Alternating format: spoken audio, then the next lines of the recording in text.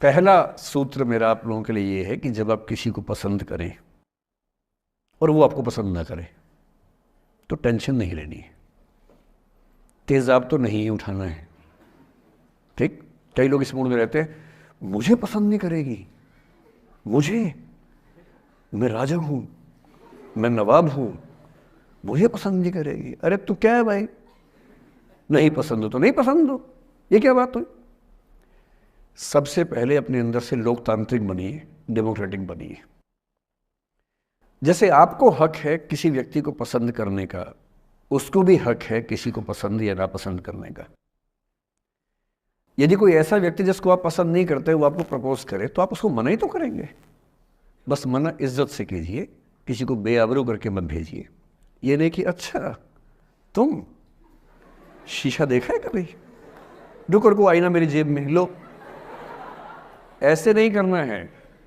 बड़े बेआबरू होकर तेरे कूचे से हम निकले, वो वाला भाव जो गालिब को आया था वो भाव नहीं आना चाहिए। अगर कोई आपको कभी प्रपोज करे, आप लोगों की उम्र है, ये सब चलता ही होगा आप लोगों के बीच में, मैं आपके टीचर से सामने बोल रहा हूँ लेकिन मैं ऐसा ही हूँ, मैं जानता हूँ कि आपकी उम्र में से होता होगा, सब जानते हैं तो होता ही होगा। कभी किसी से ये उम्मीद मत करना कि वो आपको पसंद करे ही करे। यदि कोई रिजेक्ट करे, बस हाँ रिजेक्ट थोड़ा प्यार से होना चाहिए, बदतमीजी से नहीं होना चाहिए।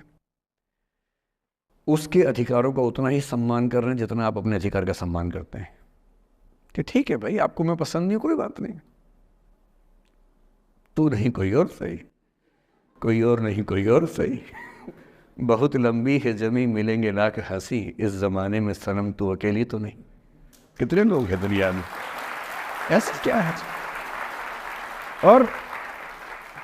और मैंने बहुत प्यारे प्यारे बच्चों को देखा रोते बिलखते हुए कि मैंने उसको प्रपोज किया, उसने मुझे मना कर दिया। अंकल, छोटे छोटे बच्चे आजकल मुझे लव गुरु मानते हैं अपने आसपास, वो मेरे पास आके ऐसी ऐसी बातें बताते हैं बड़ी क्यूट तोतली आवाज़ में, मैंने उसको प्रपोज किया, उसने मुझे ऐसे वाली आवाज़ में एकदम रोते बिलखते हुए। तो मैं बोलता हूँ बधाई हो बहुत बहुत तुम्हें, कॉन्ग्रेचुलेशन। मैंने अपनी ज़िंदगी में ऐसे 50 मामले देखे और 50 में से कम 49 मामले में जब कहीं दिल नहीं लगा, बाद में उससे बेहतर ही व्यक्ति मिला। अगर कभी ऐसा हो ना, मन ही मन में बधाई देना अपने आप को कि बच गया। हाँ बोल देता तो फंस जाती, हाँ बोल देते तो मर जाता।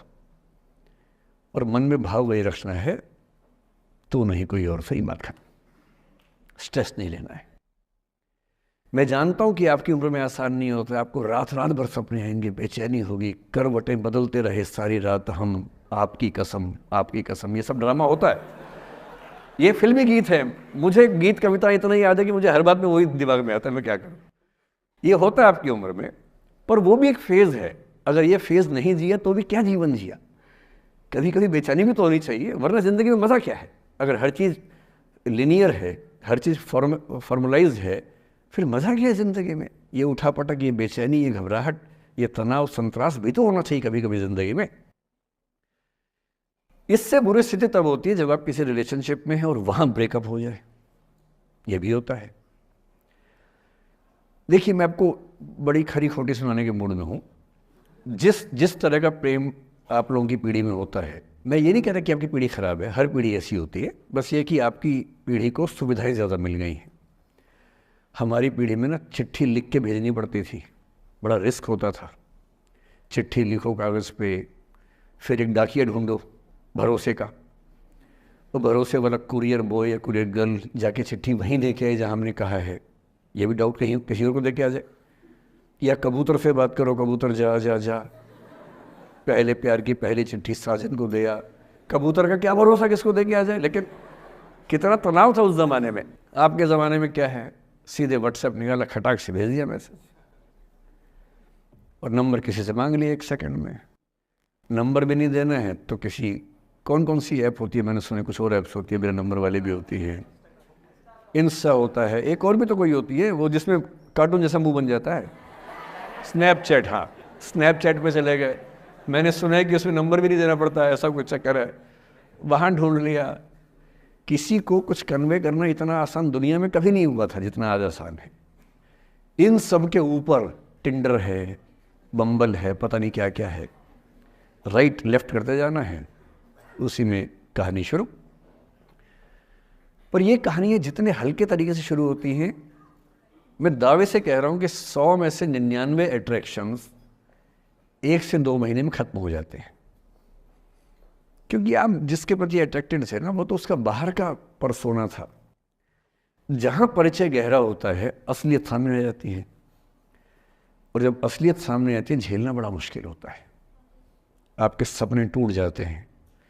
आप जिस छवि पे दीवाने हुए थे, वो छवि तो सिर्फ छवि थी, वो तो इंसान नहीं था वैसा। 99% केसेस में मेरा ख्याल है कि अट्रैक्शन 1-2 महीने में समाप्त होता है। उसके बाद तो एक बोझ है जो आप ढो रहे हैं। कभी कभी होता है कि दोनों का खत्म हुआ तो बात आसान है, कभी कभी किसी एक का खत्म होता है, एक का नहीं होता है, वहाँ मामला मुश्किल हो जाता है।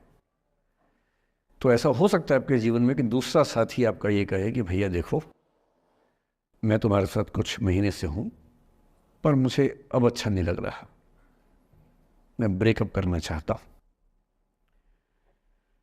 मैं आपसे ये निवेदन करूँगा कि ये मान के मत चलना कि उसने आपको धोखा दिया है, क्योंकि बच्चे तुरंत उस मुद्रा में आते हैं, अच्छा अब मैं कुल्हाड़ी उठा लूँगी, अब मैं तेजाब उठा लूँगा, तूने मुझे धोखा दिया है, तूने मुझे चीट किया है, you are a cheat, you are a liar, you are a पता नहीं क्या क्या। पता, इंग्लिश में गालियाँ बड़ी सुंदर देते हैं बच्चे।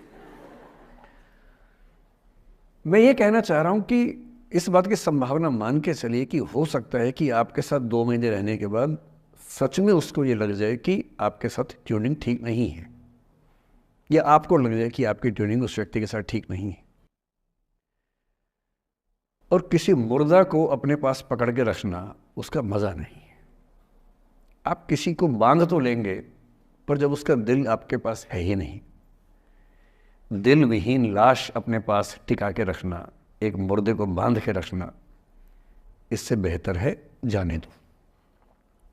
बांधना नहीं, बांधते वो हैं जिनमें असुरक्षा बहुत ज़्यादा होती है। उस असुरक्षा से बचने का उपाय खुद को बेहतर बनाना है। आप इतने बेहतर हों कि आपको चाहने के लिए हज़ारों लोग हों। क्यों आप इतना डिपेंडेंट होते हैं कि इस एक व्यक्ति के अलावा मेरा कोई है ही नहीं दुनिया में? ऐसा क्यों सोचना है? और ऐसे ही मामले में ये करना है वो अफसाना जिसे अंजाम तक लाना ना हो मुमकिन, उसे एक खूबसूरत मोड़ देकर छोड़ना अच्छा। और ये खूबसूरत मोड़ कैसे होगा? अगर कोई जाना चाह रहा है तो आपके पास 3 ऑप्शंस हैं। एक, ना उसको अच्छे से बात करे, ना ख़राब से बात करे, न्यूट्रल होके जाने दे। एक, उसको धमकी दे, बर्बाद कर दूंगा, छोड़ूंगा नहीं, तो निकल के देख घर से, तेरे एड्रेस पता करवा लूँगा, मेरे साथ 50 दोस्त हैं, मेरे सारे आवारा हैं, सारे बेरोज़गार हैं, सारे कुंठित लोग हैं, सारे गुंडे मवाली हैं, उनका धंधा यही है, तेरे पीछे छोड़ दूंगा सबको। एक ये तरीका है। और तीसरा ये कि ठीक है यार, ऑल द बेस्ट, जा सिमरन जा, जी ले अपनी ज़िंदगी। अरे ठीक है, हो सकता है मैं तुझे ठीक नहीं लगा, कोई बात नहीं, लेकिन किसी से मिलो तो बढ़िया से मिलना, तेरी ज़िंदगी अच्छी हो। मैं भी ढूंढ ही लूँगा किसी न किसी को, थोड़ी हेल्प कर दी हो, कहीं इंट्रो करवा दी हो मेरी भी, लेकिन ठीक है तू भी जा। ये होता है खूबसूरत मोड़ देकर छोड़ना अच्छा। चिपकू नहीं बनना है किसी के पीछे, ना बोरा जाना है कि तुम जाओ, मैं तो दीवाना, स्थायी दीवाना हूँ तुम्हारा। कोई जब तुम्हारा हृदय तोड़ दे, तड़पता हुआ जब तुम्हें छोड़ दे, तब तुम मेरे पास आना प्रिय, मेरा दर खुला है, खुला ही रहेगा तुम्हारे लिए। वाह! पहले के ज़माने में बेरोज़गारी का ये लक्षण था। हम जब छोटे थे ये गाने सुनते थे, हम ये सुन के बड़े हुए कि ऐसा ही करना पड़ता है शायद प्रेम में। तो हमारे स्कूल में लोगों ने इसका पैरोडी बनाई, जब कोई तुम्हारा सर फोड़ दे, तड़पता हुआ जब तुम्हें छोड़ दे, तब तुम मेरे पास आना प्रिय, ये क्लिनिक खुला है, खुला ही रहेगा तुम्हारे लिए, तो बस आ जाना। जब कोई तुमको सड़क पे छोड़ दे, गाड़ी अपनी वहाँ से मोड़ ले, तब तुम मेरे पास आना प्रिय, ये ठेला खड़ा है, खड़ा ही रहेगा तुम्हारे लिए। क्यों भाई, क्यों खड़े रहोगे? बेरोजगार हो क्या? अरे ठीक, जा सिमरन जा, जी ले, और मैं भी जा रहा हूँ जीने के लिए। ये दीवाना नहीं बनना है कि तुम मतलब मुझे ना चाहो तो कोई बात नहीं, किसी और को चाहोगी तो मुश्किल होगी। अजीब हाल है यार। तुम ठेकेदार हो कि तेरा ठेका मेरे पास है, नहीं तो किसी के पास नहीं है। अजीब हाल है। अरे ठीक है भाई, उसकी ज़िंदगी है, जीने दो उसको। क्यों किसी की ज़िंदगी में इतना हावी होने का प्रयास करना है? जब आप नहीं चाहते कि आपकी ज़िंदगी में कोई हावी हो, आप क्यों किसी की ज़िंदगी में इतने हावी होंगे? और जब बहुत दर्द हो ना, हमेशा दूसरे के पर्सपेक्टिव से भी सोच के देखिए कि उसको ऐसा क्यों करना पड़ा। क्या पता कोई मजबूरी हो, कभी कभी होती है। मैं बुद्ध की मजबूरी सोच के परेशान होता हूँ कई बार, और फिर मैं सोचता हूँ कि काश यशोधरा जैसा व्यक्तित्व सबका होता। उसकी तहजीब थी कि वो झुक के मिला मुझसे, वरना वो शख्स कद में बहुत बड़ा था मुझसे। मेरी तो फितरत में ही था माफ़ करना, पर वो गलती करते करते गुनाह कर गए। मोहब्बत में मर्जियाँ नहीं चलती साहब, गर्दन झुका दी जाती है हुक्म ये यार पे। बड़ी अजीब सी है इन शहरों की रोशनी साहब, उजालों के बावजूद भी चेहरे पहचाने नहीं जाते। जब कभी भी धूप की शिद्दत ने सताया मुझको, याद बहुत आया एक पेड़ का साया मुझको। अपने उसूल कभी यूं भी तोड़ने पड़े, खता किसी और की थी हाथ मुझे जोड़ने पड़े। फराज ये इश्क तेरी इंतहा नहीं हुए हम, किसी पे कर्ज थे लेकिन अदा नहीं हुए हम। तुम्हारे बाद बड़ा फ़र्क आ गया हम में, तुम्हारे बाद किसी से खफा नहीं हुए हम। सीख रहा हूँ मैं भी इंसानों को पढ़ने का हुनर, सुना है चेहरों पर किताबों से ज़्यादा लिखा होता है। न जाने कब खर्च हो गए पता ही ना चला, वो लम्हे जो छुपा कर रखे थे जीने के लिए।